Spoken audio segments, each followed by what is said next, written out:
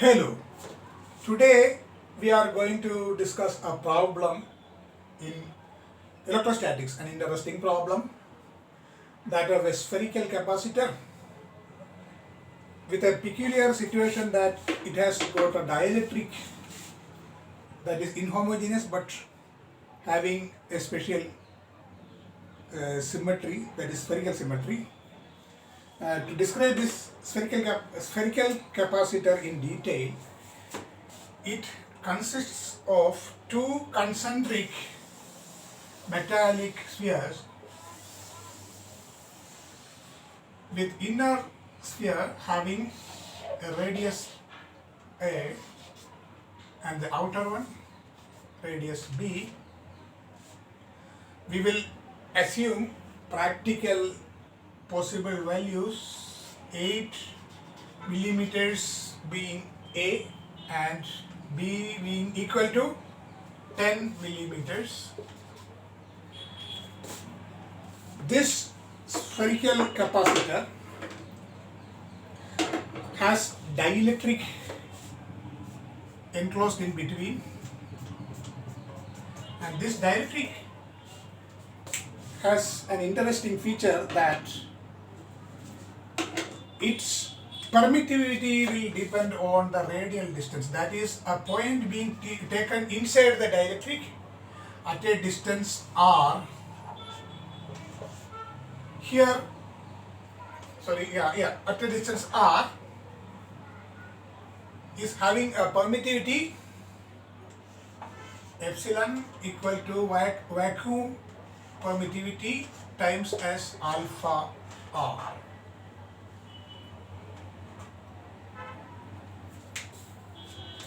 The capacitor holds static charge, that is plus Q with the inner sphere and minus Q with the outer sphere. Our problem is to find the energy stored in the capacitor with the specification of physical quantities, charge being held, and the permittivity accordingly described, and spheres having the mentioned sizes. Also, we need to find the capacitance of the spherical capacitor. In the meanwhile, we assume that the metallic spheres have a potential difference V0 maintained in between them. And once again, we also introduce a charge density, a very practical, convenient value, 7.96 nanocoulomb per meter square. What is this 7.96? I am just conveniently putting this value 100 by 4 pi, in other words, that is 25 by pi.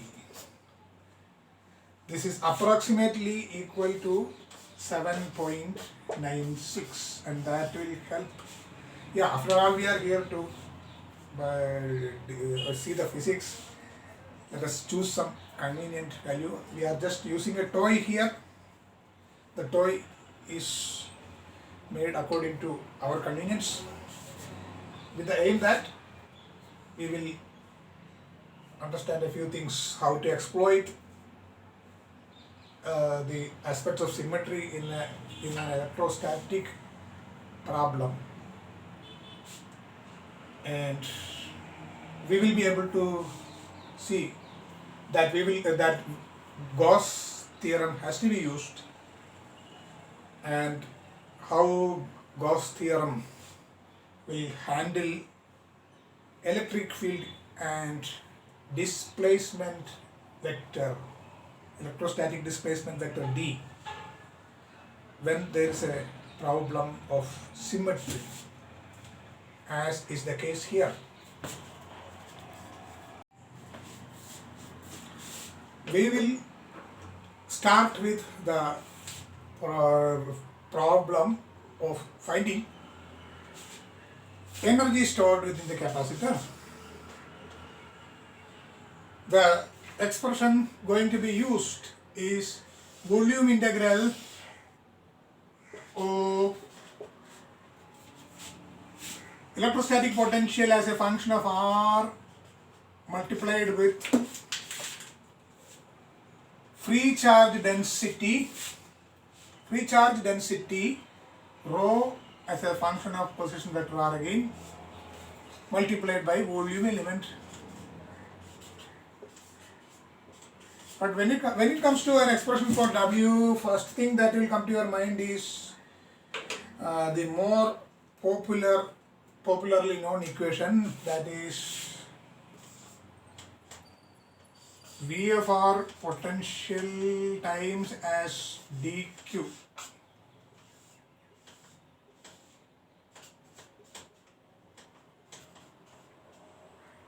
But dq precisely means rho or free charge times as volume element. We intend to use the equation by first principles, and soon you will come to know that is going to help. Yes, we have already cited an aid to go about, that is free charge density is straight away related to electric field displacement vector, that is divergence of electric field displacement vector will give me the free charge density. And why am I bringing this D here? Because my intention is to use Gauss theorems on D displacement vector, electrostatic displacement vector, electric displacement vector in general, as well as Gauss theorem on electric field intensity, because Gauss theorems deal with those only. Correct? So Gauss theorem is the way to go about, because this is a problem of symmetry, spherical symmetry. So let us substitute for free charge density. What will our expression become? W is therefore equal to volume integral V as a function of position vector into del dot D also as a function of position vector into volume element. Is it helping? Yeah, to reach out for help, we have to do something more. And that is, consider this integrand. Reduction formula can be applied because V into D vector and V scalar is actually V into del dot D, V into div of D is actually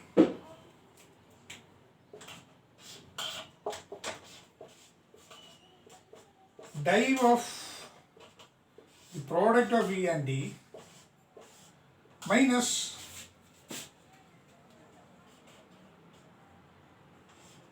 D into div of, see, D dotted with gradient of V, V the scalar, right? And what is minus of gradient of V? we all know that is elementary, that is equal to, that is minus gradient of V will equal to E, that is electric field intensity, right? So overall this reduces to div of product of scalar V and the vector displacement vector minus d dot minus this minus gradient of V, so minus and minus, that is plus d dot E.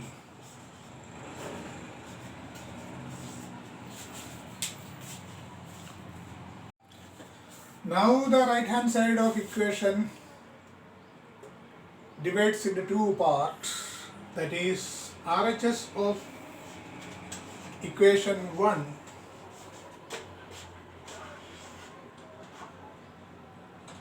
RHS of equation 1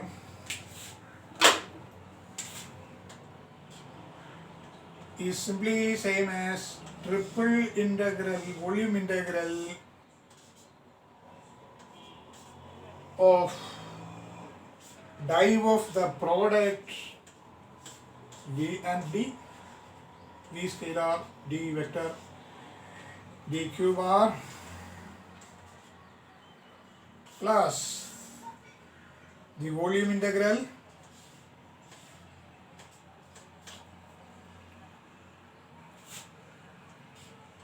of dot product of E and D.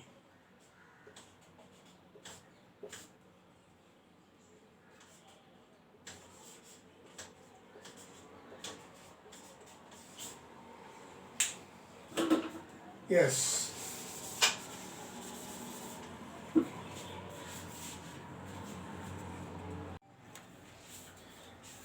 Recall that in the beginning, when I wrote this equation from first principles, I brought in the most general form of equation, that is to call this volume as infinite space. Generally, it is quite annoying to have this approach, but here it was with purpose. You will see that volume being assumed infinite is going to help here to deal with this term. First term here in equation 4.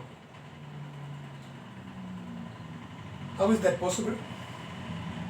Yes, for that we will apply Gauss theorem immediately here, that the first term becomes what?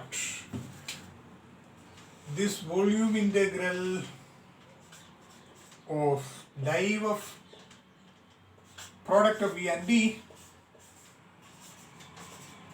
becomes equal to surface integral V of D, V product of V of and D.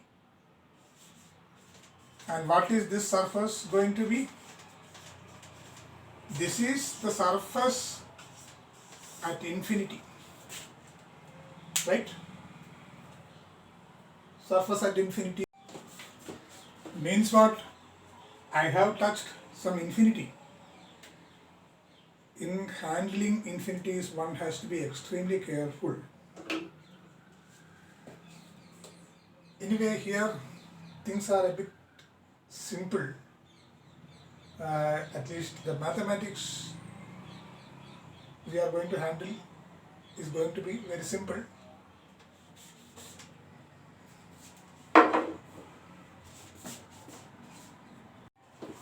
And infinity,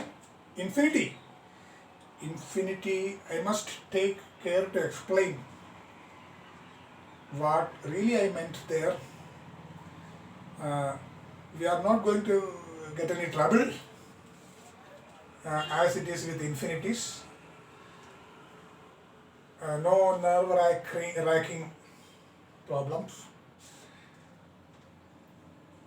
This infinity means something very practically very large, and that is why initially it was important to put in the values A 8 millimeter, B 10 millimeter, Q decided as per this charge density 7.96 nanocoulomb per meter square.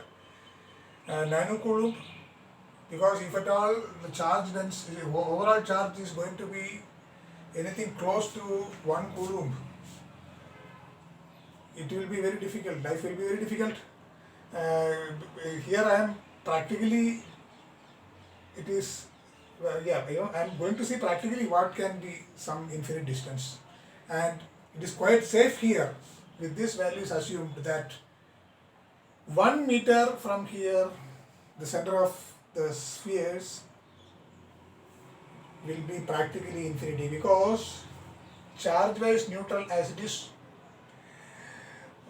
whatever comes as any field, electric field, can be due to dipole moment, and that dipole moment as per the quantities assumed can be very small. For that you don't have to go as far as 1 meter even perhaps 10 centimeters itself can be practically a large distance.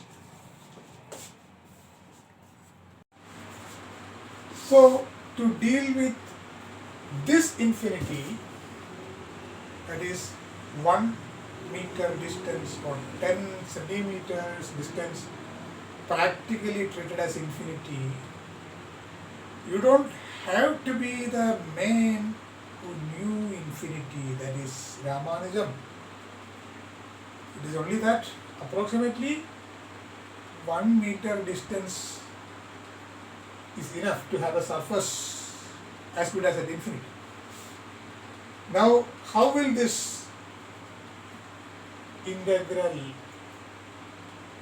V into D being the integrand behave at very large distance that can be approximated as at infinity? Yes, we know very well that V varies as per some inverse of length, and D, that is epsilon into electric field intensity, varies as per inversely as per length square. So these two are quantities converging very fast to zero.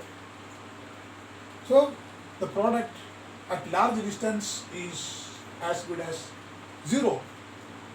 So also the integral, we can therefore assume this is zero. Now what is left? This second term. And mind it, it is as per the original first principle formula itself, that we can take this surface at arbitrary distance, right? Being taken at infinity, the expression becomes simple enough, that's all.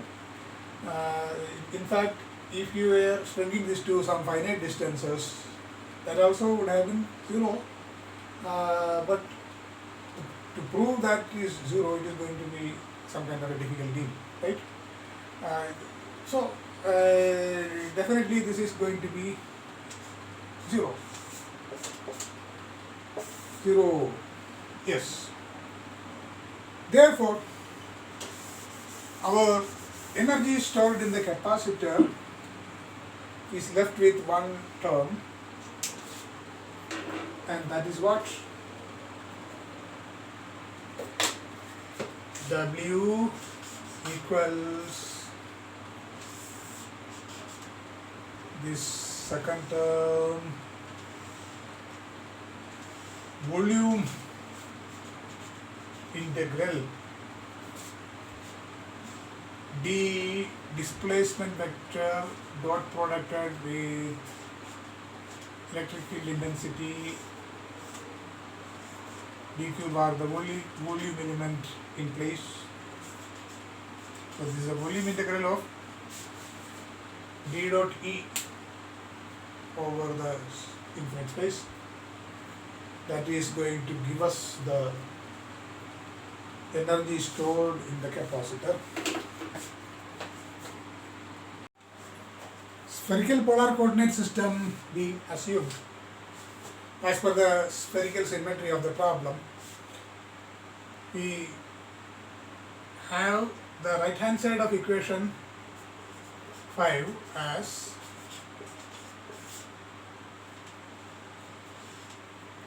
limits being applied, the radial polar coordinate varying from A to B, because we don't have charges or any significant field elsewhere, and then the polar angle varying from 0 to pi. Next, the azimuthal angle going from 0 to 2 pi. We write d dot E, making use of the d being equal to epsilon into electric field. But mind it, epsilon is now function of r. Function of r need not have a vector notation here anyway. This because epsilon is a function of radial distance in the for a point within the dielectric, and epsilon r being given by vacuum permittivity multiplied by a constant alpha multiplied by r. So we will write here the integrand as epsilon as a function of r into E dot E, E square, E as a function of r square. dq bar, let us expand, that is going to be dr into r d theta into r sin theta d phi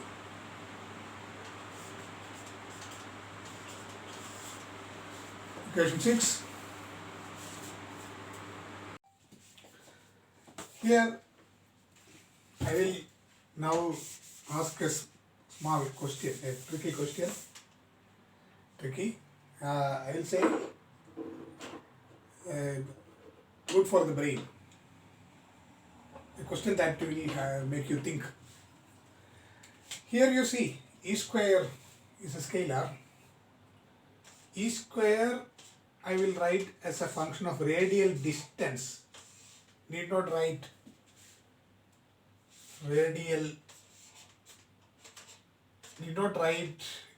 that it is a function of position vector.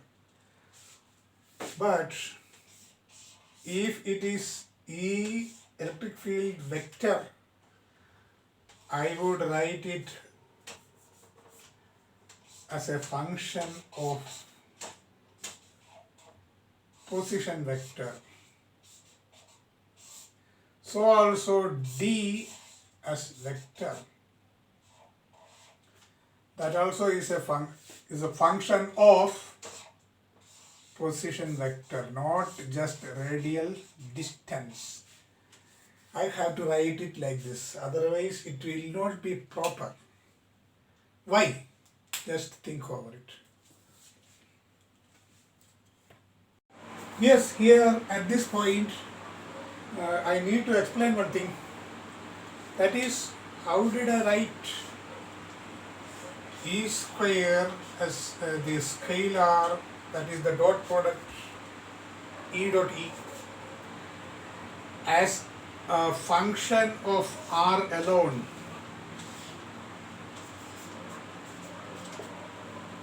or that is radial coordinate.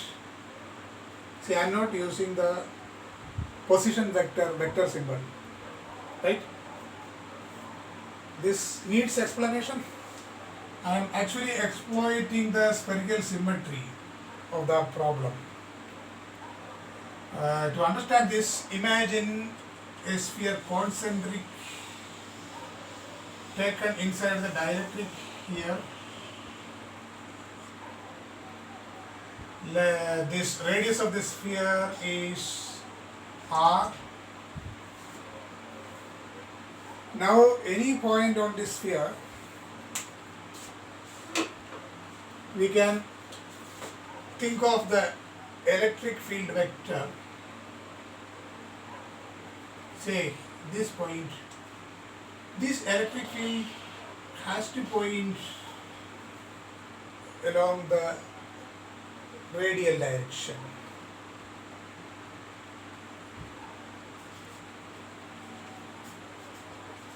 Take another point on the surface.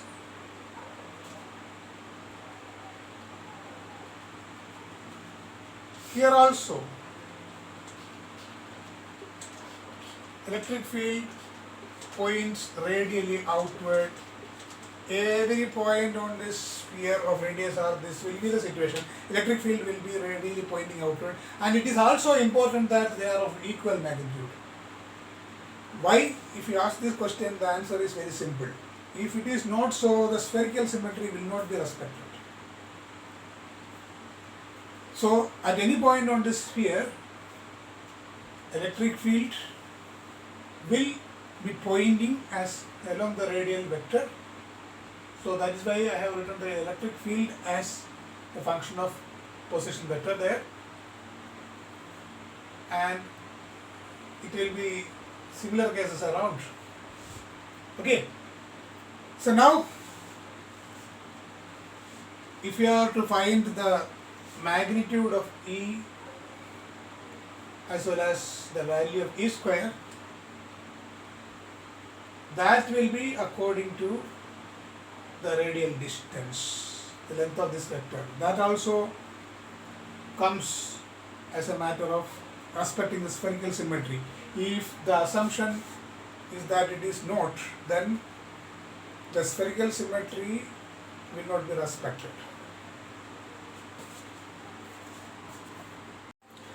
Now we will club together the terms that go according to the various the spherical polar coordinates. That is to say, finally we can write down the energy stored in the capacitor as volume integral R A to B theta 0 to pi phi 0 to 2 pi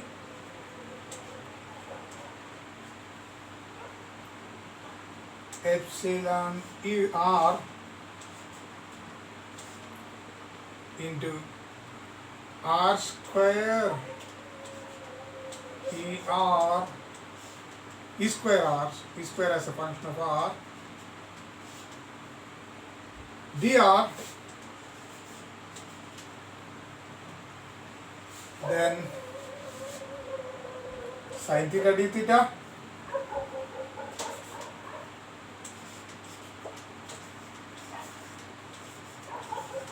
and then d phi.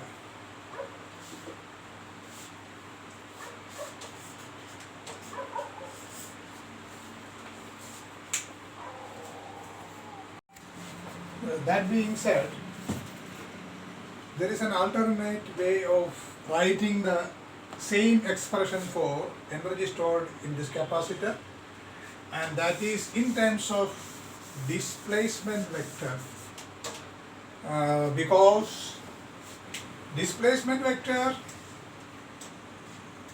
is actually epsilon times as E substituting for r square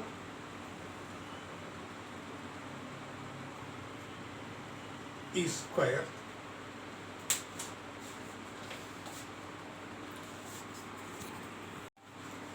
Having said this, there is another way of writing, another alternate way of writing the right hand side of this equation 7, that is the expression for energy stored inside this capacitor, spherical capacitor, and that is in terms of electrostatic displacement vector, because electrostatic displacement vector is simply given by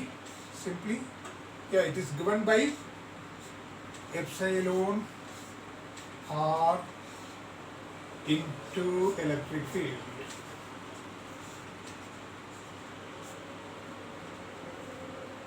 Yes, that makes this expression equal to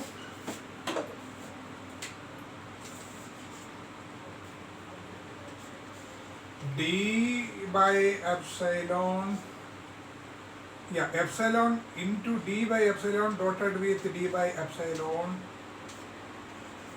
and that is d square by epsilon. Okay. So what's up? We can write down W purely in terms of displacement vector itself, like how we have an expression purely in terms of electric field alone. And what is that? It is simply that it is same volume integral. R is equal to A to B, theta is equal to 0 to pi, phi equals 0 to 2 pi,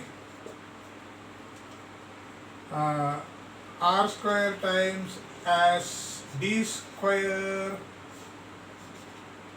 r by epsilon as a function of r. It is inhomogeneous dielectric here, multiplied by dr sin theta d theta into d phi. Equation 8.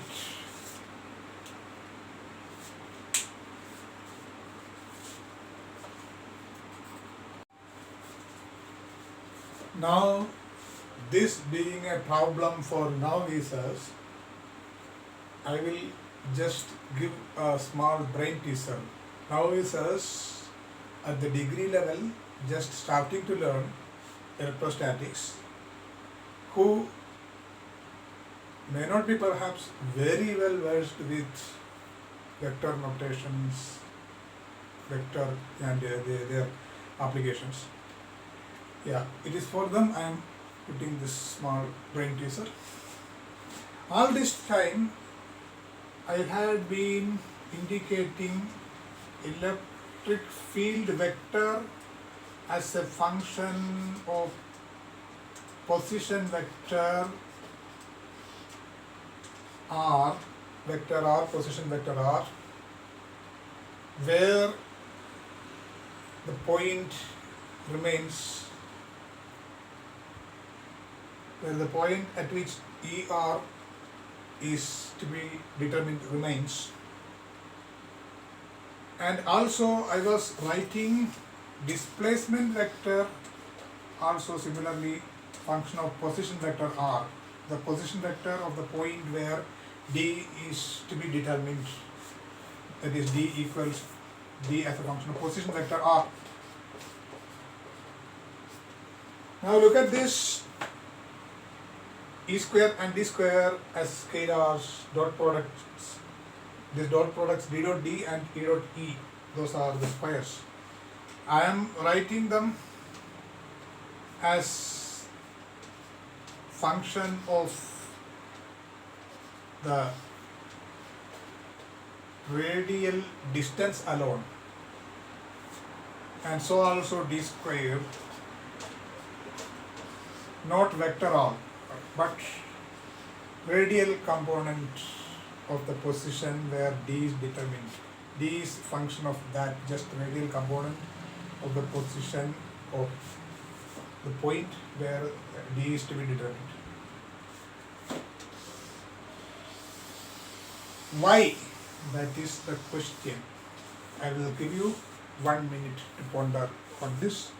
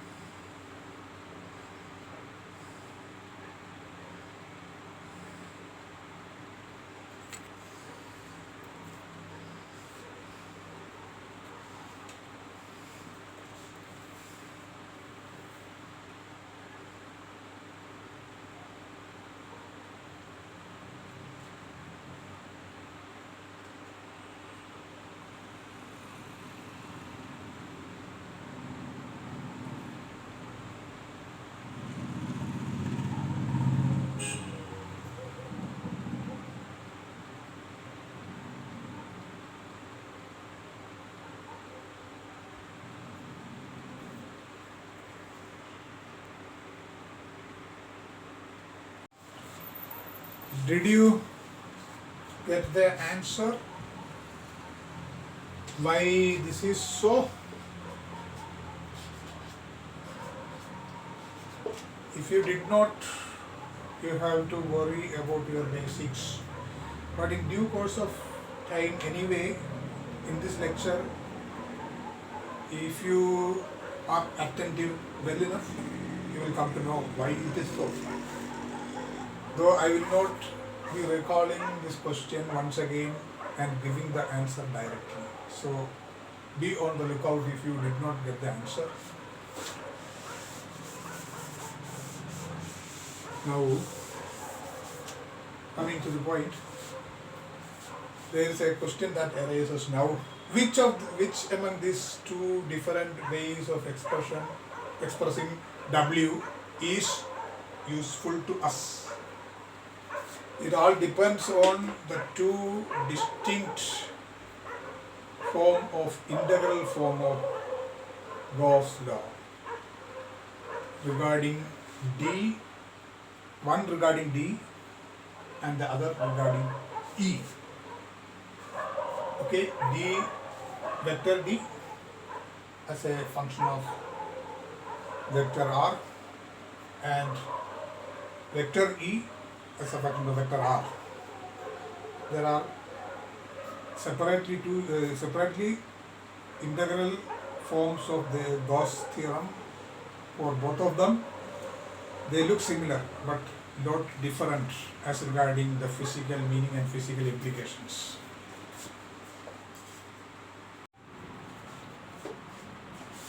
Now I will just mention what it means by Gauss law as applicable to the present context. We have a vector field. Gauss divergence theorem is applicable to any vector field having sources in space. Vector field is created by sources, as it is here. Both E and D have sources. Those are the free charges and bound charges. Yes, so in our present context, we have a distribution of charges in space, a few positive charges and a few negative charges, free charges first, and what else?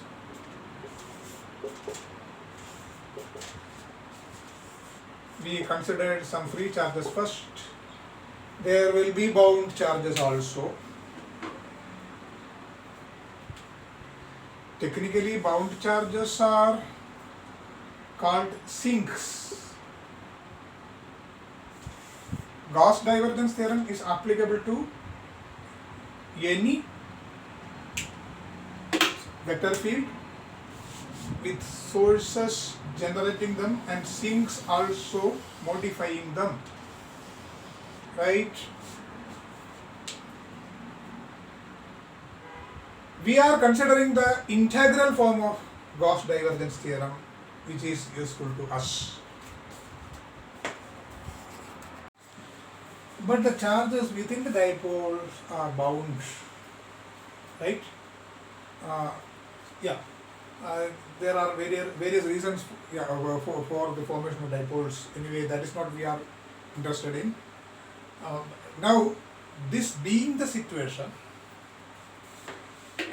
there is going to be electric field distribution along this arbitrary surface taken, and consider an elementary piece of surface on this surface taken so far, an elementary part of this surface, yes, ds. We assume E vector E to be the electric field intensity there, right? Electric field intensity there. Yeah.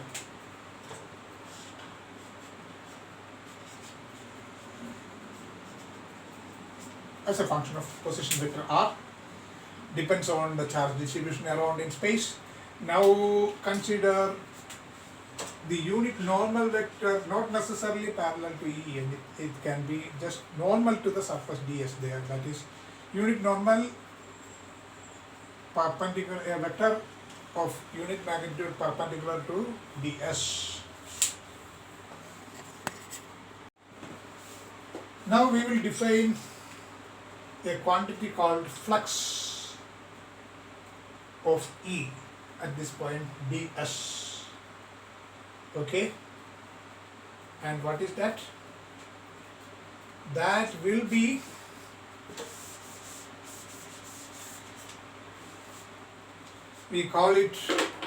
that we will be calling, say, delta phi, elementary amount of flux we will say, and it is defined as E dot producted with n cap multiplied by ds. Now it is customary to call this as vector ds. Vector ds means magnitude, by magnitude the elementary area taken there, and that being multiplied by unit normal to the ds is vector ds. So delta phi is defined as E dot ds. What Gauss law says, we will come to that now. Gauss law says that this flux taken integrated over the surface, yes, will be the sum of charges, both bound charges as well as free charges. Sum over bound charges and free charges. Bound charges I indicate as QB, and free charges. Okay. In the continuum, in the continuous medium limit, it will be an integration. We will call this overall sum of free charges, if I am to denote it as QF, previously I was giving a sum there, now this QF is different, it is sum over free charges plus similarly sum over bound charges.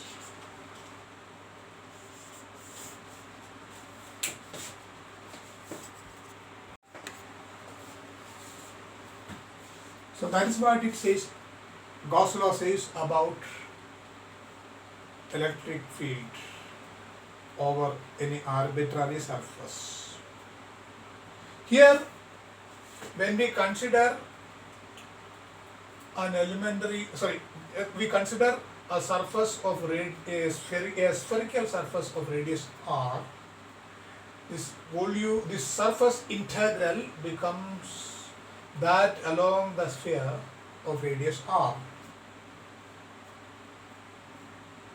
This integration for flux of electric field E dot ds, and the this integral value of this integral as per Gauss law will be the sum of free charge that is there on the inner spherical surface of the capacitor plus the bound charges in this dielectric medium. Right? That is what it means. So let us write this alongside, closer to this equation 7 dealing with E square, expression for energy stored within this capacitor. Say I am rewriting it here closer to this E dot ds.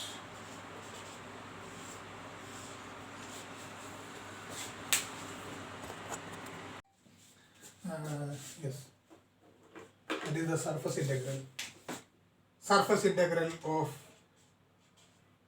flux of electric field is actually the total charge enclosed by the surface.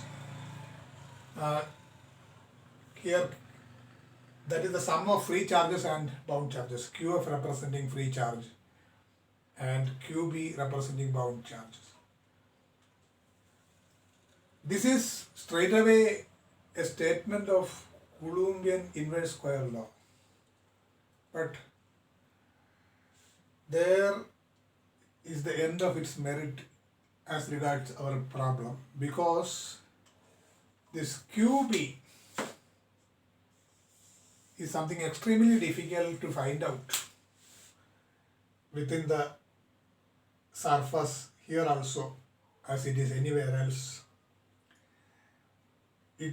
Finding bound charge is really a difficult problem, perhaps not solvable also.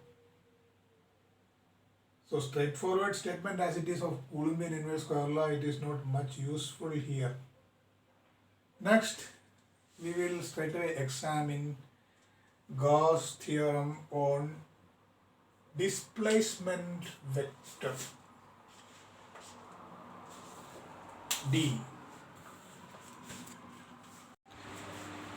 So what about displacement vector?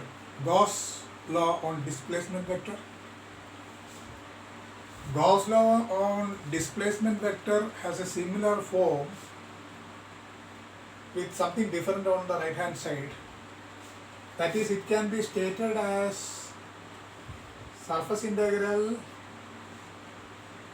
of d dot ds as equal to free charge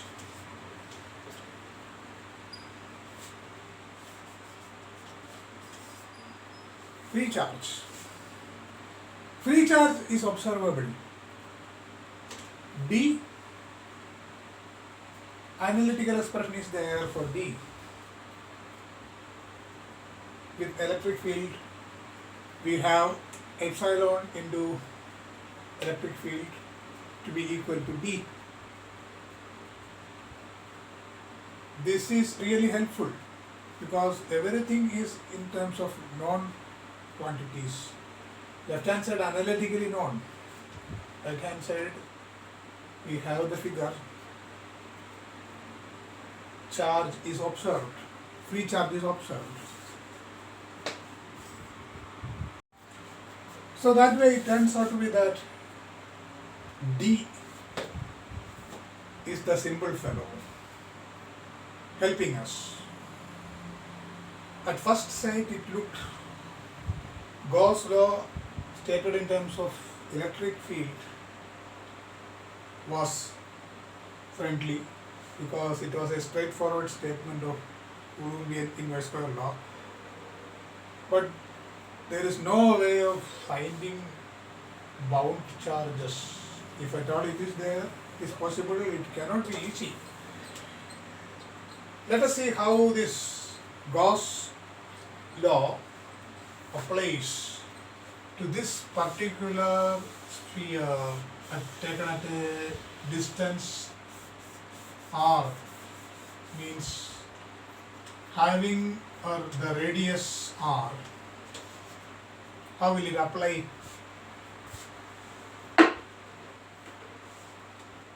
That is the interesting thing here. Electric field at a point, displacement vector, same thing applies to electric field also, but we are interested only in the displacement vector. I mean, same thing as what I am going to state here. Yes, consider this surface of the sphere,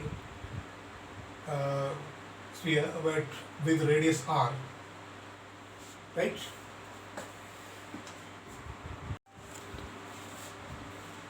The displacement vector taken at any point on this surface must point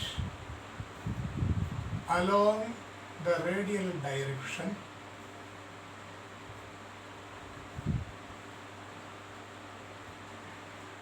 So we write here this is D as a function of R, vector R. Position vector R indicated here because vector as it is varying in its direction, though not in magnitude as per the spherical symmetry. Yeah, D being taken here must point along the radial direction. Why it must be like that? Simple. If it is not like that, it will not be in accordance with the spherical symmetry here. Charge distribution is spherically symmetrical.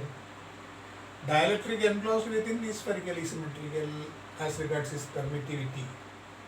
Permittivity is a function of radial distance of a point where the permittivity has to be taken within the dielectric.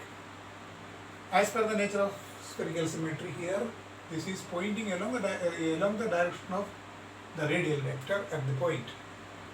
Okay. Naturally, so it is along the direction of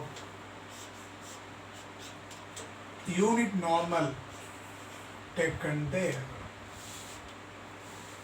And we have to think of the flux about an elementary area ds. Yes. So it will be d dot producted with n into ds. It is same as the magnitude of d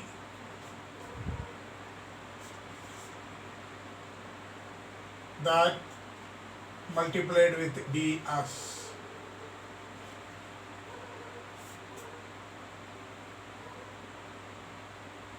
Why? D and n are parallel in unit normal vector of magnitude 1, right? dds taken here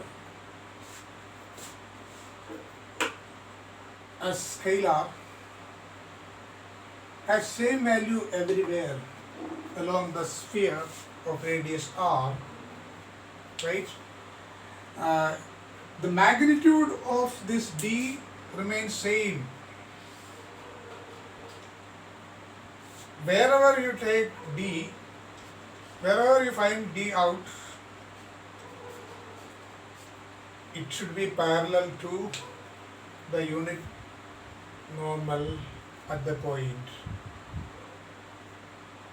because the rule that applies here must apply here too because of the spherical symmetry. What is the direction also has a rule that it should be along the radial vector.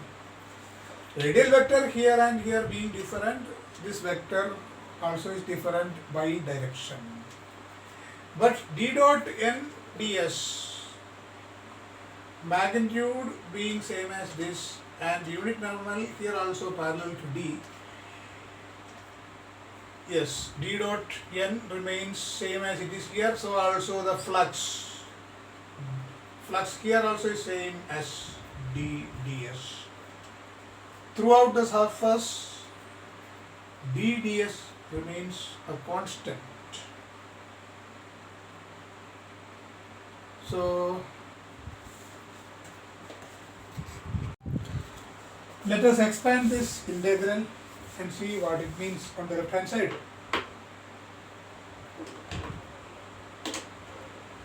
Yes, LHS of equation 10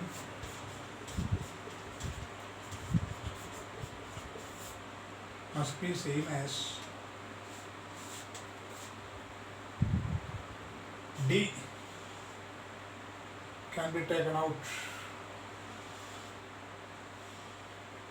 because magnitude of D is same with R fixed. R fixed, that is the surface here, surface of the sphere with radius R. So we write it here, and we know the expression for the total surface area of the sphere of radius R. And so surface integral ds becomes 4 pi r square, and LHS of equation 10 therefore is 4 pi r square into d.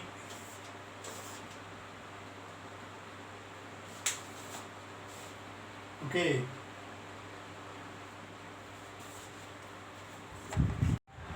So we finally have an expression for magnitude of d as a function of radial distance, d being determined at a point, at any point along the surface of a sphere of radius r, that is any point at a radial distance r.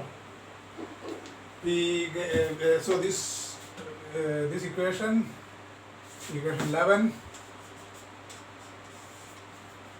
straight away give us the value of d as a function of r, right? So what is that? D equals d as a function of r. I meant to say d, the magnitude of vector d at a given radius vector, at a given position vector, magnitude of that it depends only on the radial, the magnitude of this position vector, the radial, the point at the radial distance of the point at which d is considered. So d is equal to dr from this equation 11 is given by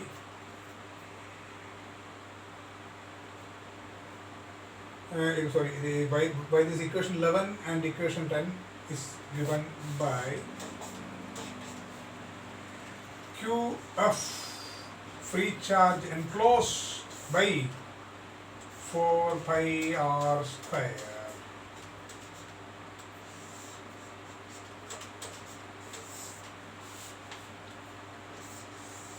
This is the expression we wanted to be substituted into equation 8. So straight away substituting the value of d here, magnitude of the displacement vector as a function of radial distance from the center. We have that W equals is R is equal to 0, A to B, theta equals 0 to pi, phi equals 0 to 2 pi into free charge square. This is a constant as we know it. This is static situation with charge in a fixed Q square by 4 pi the whole square into r raised to 4 into epsilon r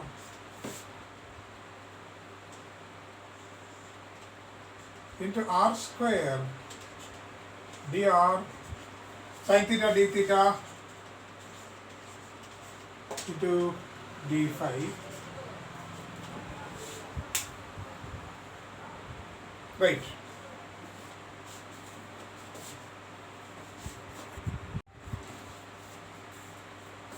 Here this goes as r cube, sorry, r square. Epsilon r is given as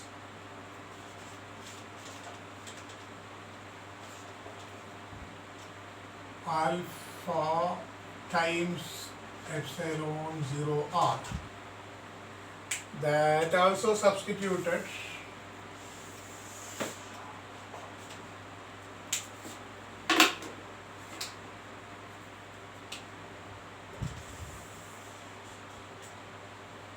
again. This is going to be W equal to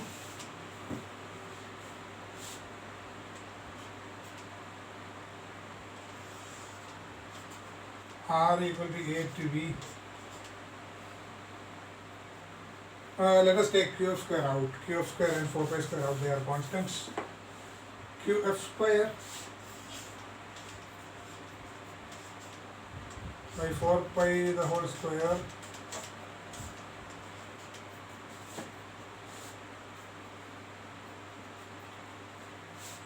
alpha in this can be taken out.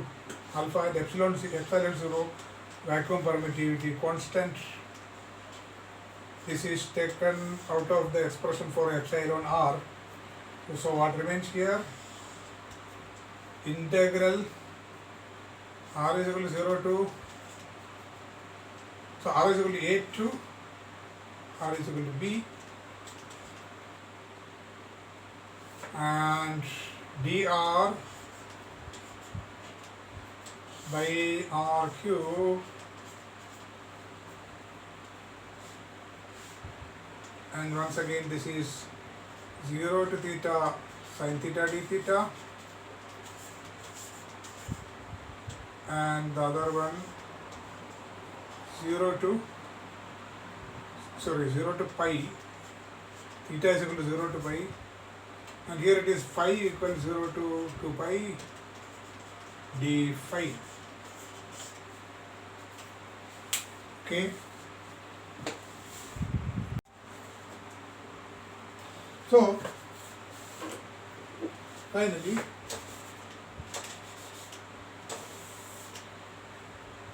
we have the expression. We know what it means by integral of r cube. That is 1 by r cube taken between r is equal to a and b is straight away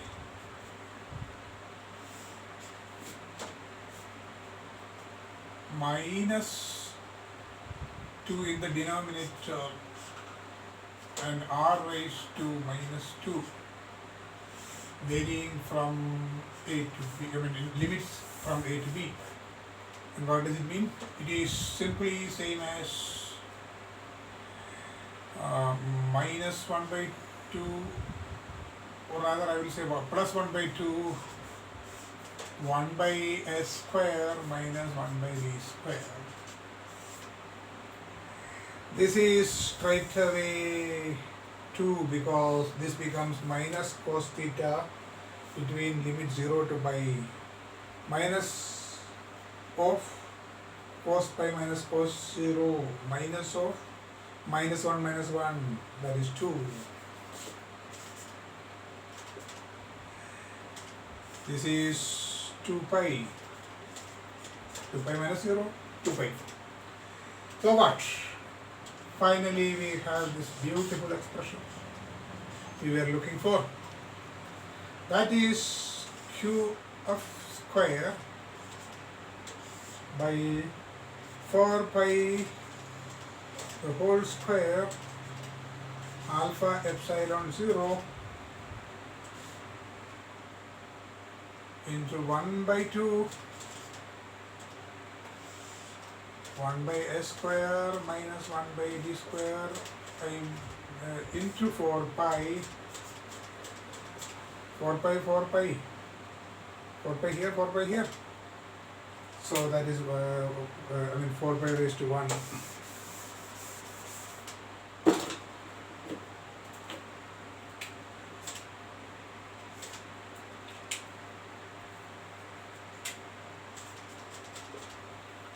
So finally the expression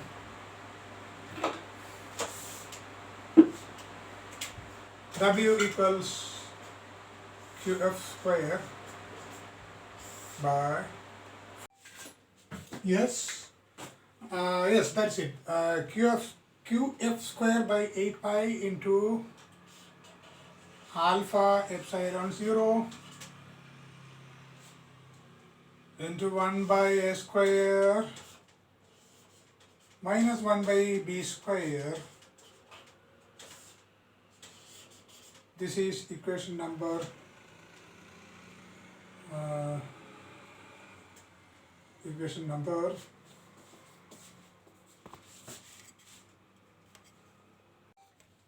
yes, that is equation number 12.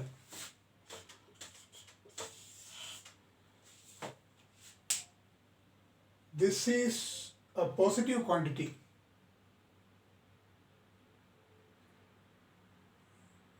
Is it true? Yes, let us examine the case. QF being positive, definitely it has to be positive. Yes. How is it positive? Because A is smaller than B. 1 by A square minus B, 1 by B square is a positive quantity. Yeah. For positive charge, positive QF, there is no paradox. What about minus charge? Minus QF into minus QF, positive again. Yes, paradox is not there. So anyway, this survives the paradox apart from this equation being theoretically right. So W is, work done is given by this expression, equation 12.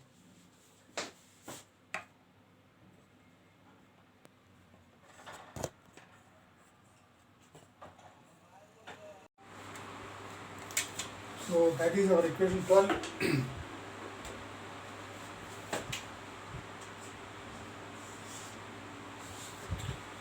So the capacitor, as it was, capacitor that we considered is actually that one with inner that one as a spherical capacitor with inner radius 8 millimeters and outer radius B equals 10 millimeters, and it had a dielectric with given expression, linearly depending on the radial distance, right?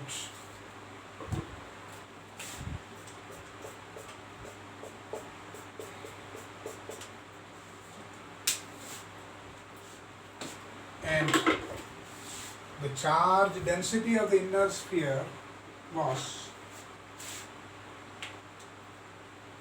100 by 4 pi nanocoulomb per meter square.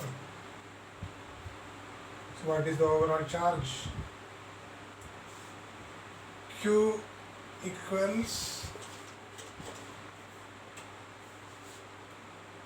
4 pi r square, that is the area, 4 pi a square, that is 4 pi into 8 into 10 raised to minus 3 the whole square into the charge density, that is 100 by 4 pi into 10 raised to minus 9, this many coulombs. 4 pi, I made it 4 pi 4 pi.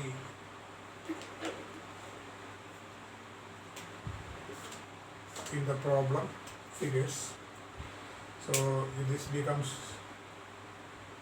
what? 100 into 10 raised to 9, 10 raised to, sorry, 10 raised to minus 7 into a square in meters, that is 8 into 10 raised to minus 3 whole square. So our Q becomes 64 into 10 raised to minus. So here we are, substitute this into this expression. Our W becomes equal to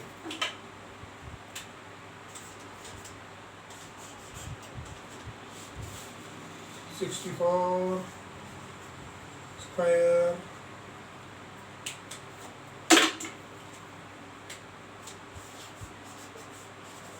into 10 raised to minus 13 square, that is 10 raised to minus 26 by 8 pi alpha epsilon 0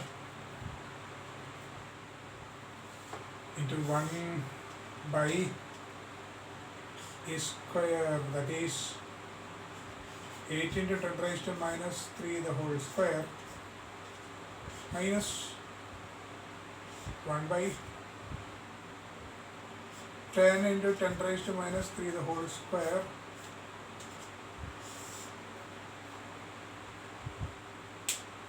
this reduces to what?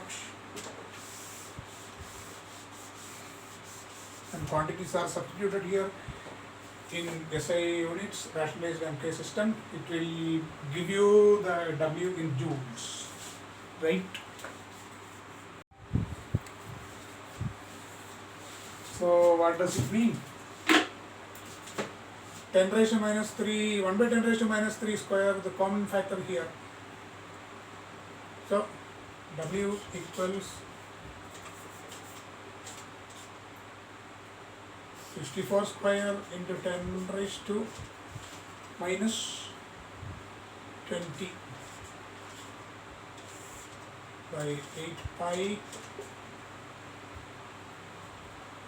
alpha epsilon into 1 this will be 10 square minus 8 square by 6400.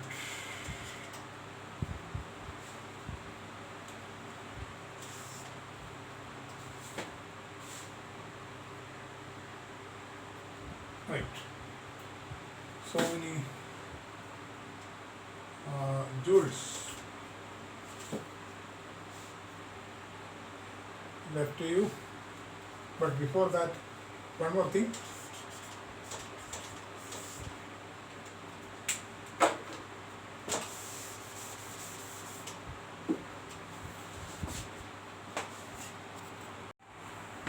Now, will you like to write epsilon 0 straight away as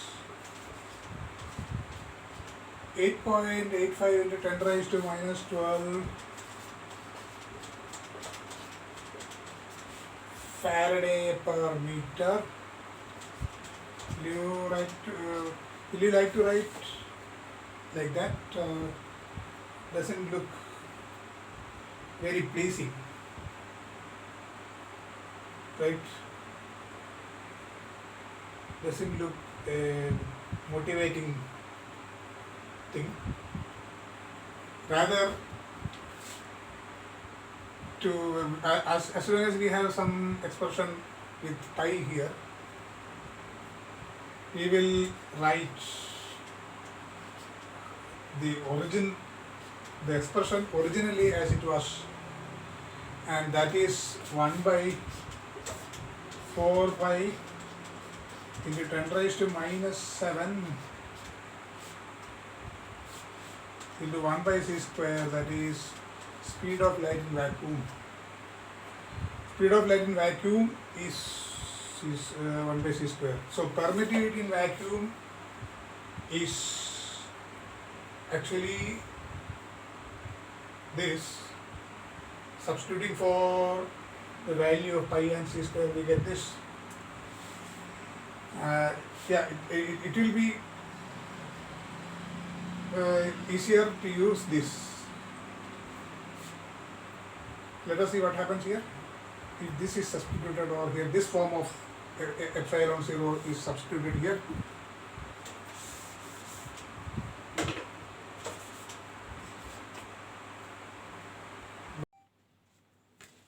So 4 pi, 8 pi, 4 pi goes out of 8 pi, 2 remains. Here, sorry, I missed c square here, into c square here. What next? 10 square minus 8 square is 4 into 5 square minus 4 square. Yes. So that means this is equal to 4 into 25 minus 16. 4 into 9.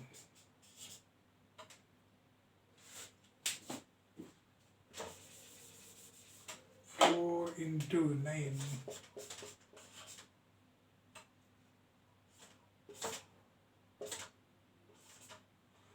2 goes out of 4, 2. That's right. So this is equal to 9 into 64 square into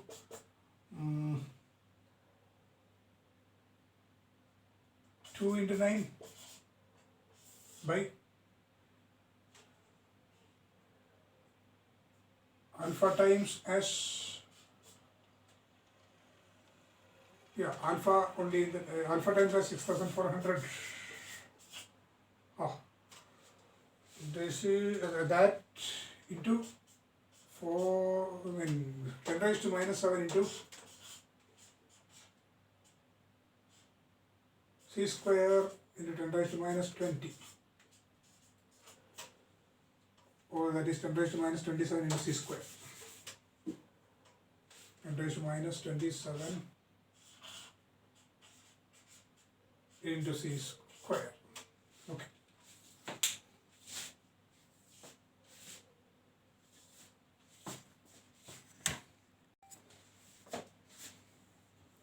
And that means, once again, 64 once goes of this becomes 100. 10 raised to minus 29.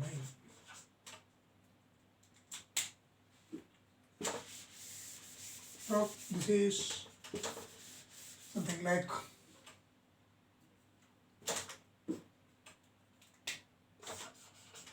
equal to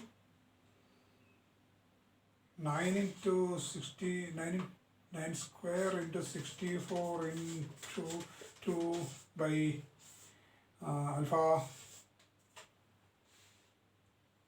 10 raised to minus 9.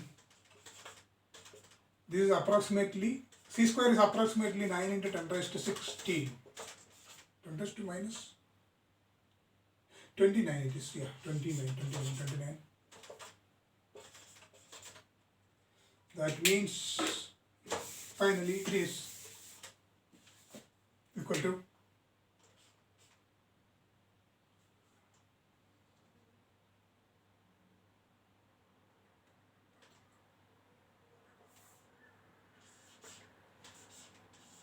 64 into 2 by alpha.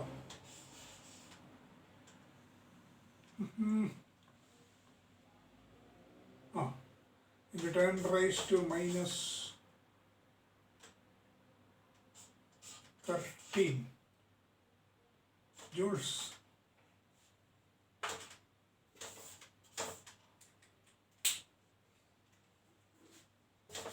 Simplify and get the final expression, leaving it to you.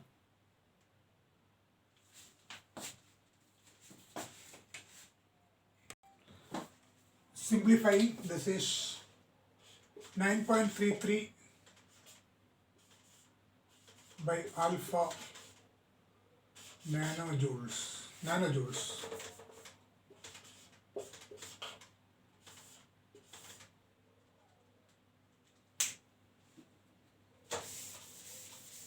Our next aim is to find the capacitance. If W is the energy stored, it is going to be half as free charge in the capacitor Q square by C. So C equals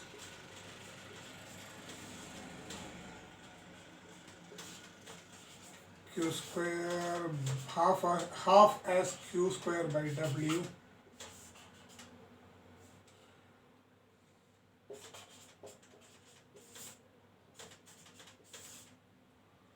so Q square is given, sorry, W is given, Q square is given, yes, okay. We know it.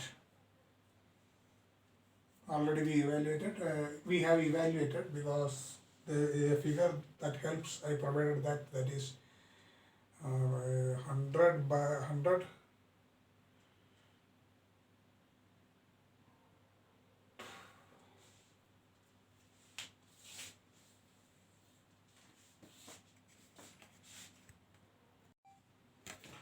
so overall it reduces to 9.33 by alpha nanojoules.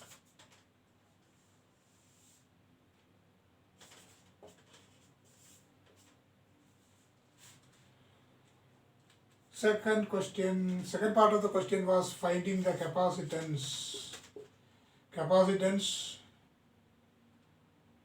If C is the capacitance, energy stored is Q square by half as Q square by C. We know it.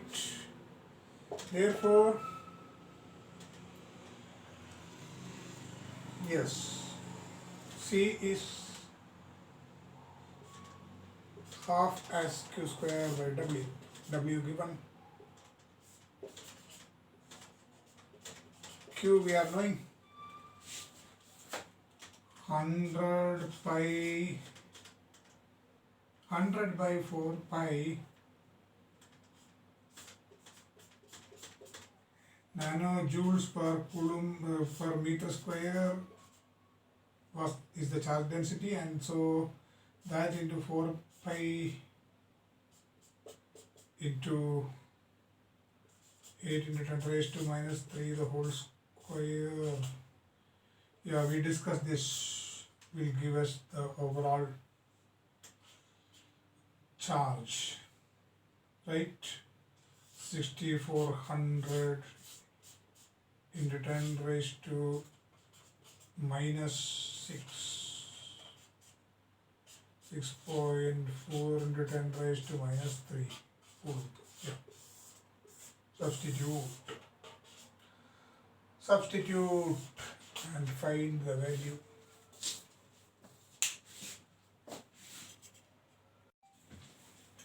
Verify if the final answer is 2.2 alpha, approximately 2.2 alpha microfarads.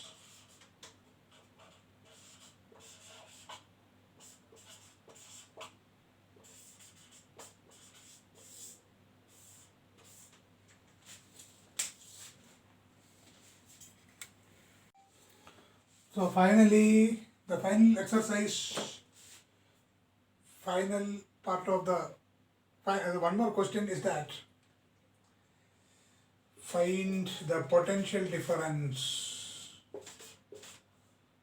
between the two metallic spheres of the capacitor. You can use Q equals C into V0, implying V0 equals Q by C.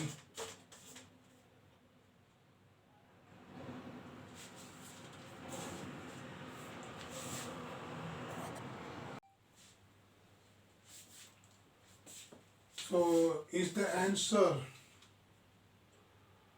2.1 by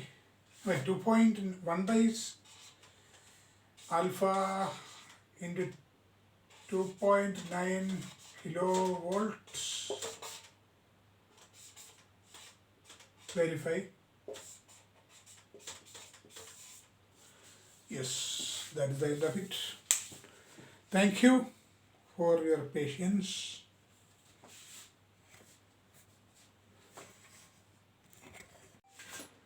Yes, yes, that's it. QF square by 8 pi into alpha epsilon 0 into 1 by a square minus 1 by b square. This is equation number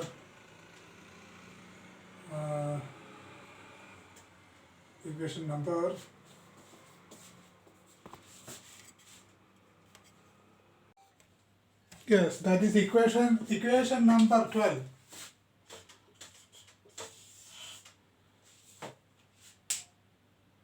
This is a positive quantity.